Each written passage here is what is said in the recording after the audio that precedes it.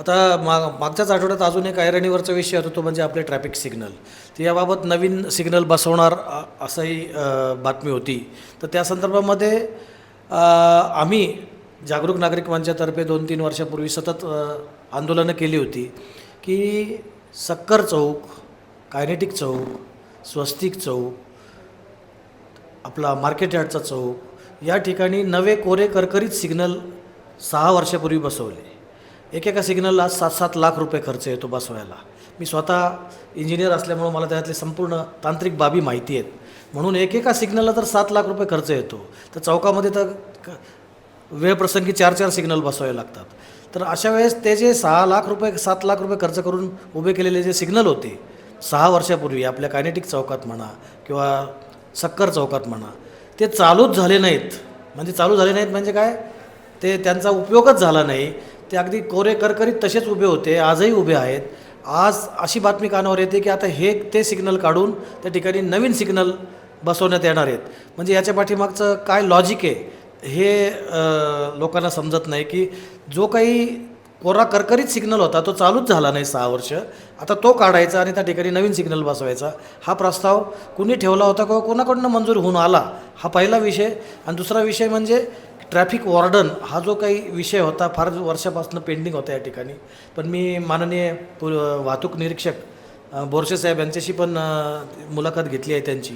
ते म्हणाले की ट्रॅफिक वॉर्डनचा विषय पण बऱ्याच अंशी सुटला आहे आपल्याकडनं महानगरपालिकेकडून.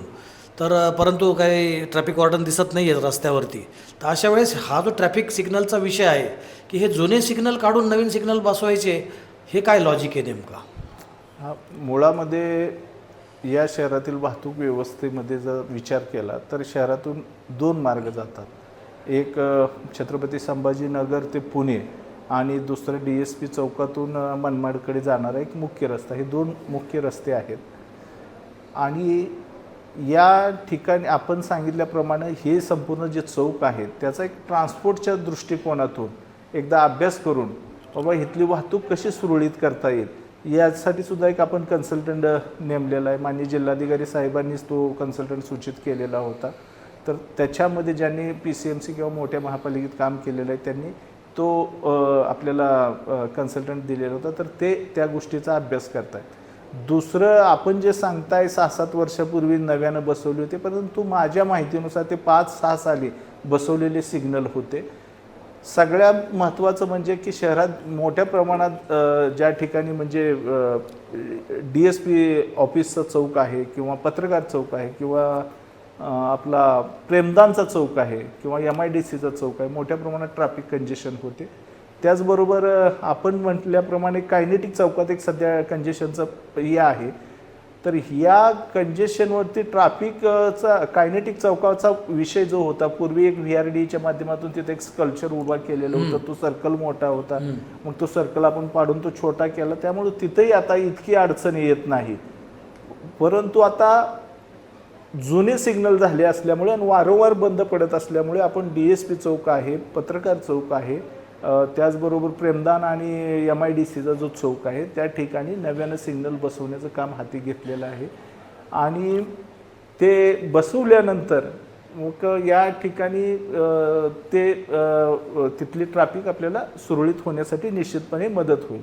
दुसरा एक विषय असा होता की आपण म्हणता ट्रॅफिक वॉर्डन, पोलिसांची मागणी होती ट्रॅफिक वॉर्डन आहे, त्यांना आम्ही 25 ट्रॅफिक वॉर्डन दिलेले आहेत. त्यांचा पेमेंट आपण महापालिकेतून देतो. जे हे महत्त्वाचं आहे की आपण महापालिकेतून पेमेंट देतो. येस त्यांच्या पोलिसांच्या मागणीनुसार.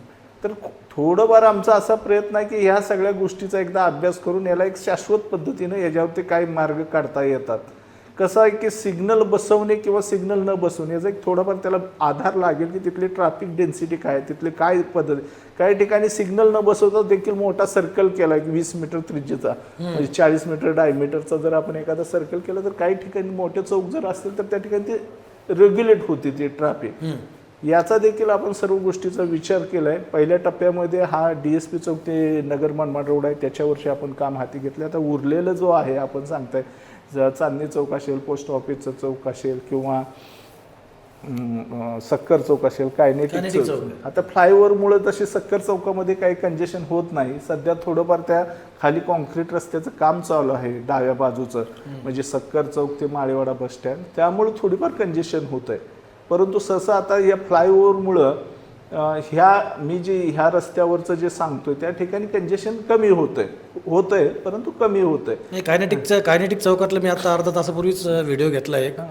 पूर्णपणे अगदी शोरूमपर्यंत ट्रॅफिक जाम होती त्या ठिकाणी.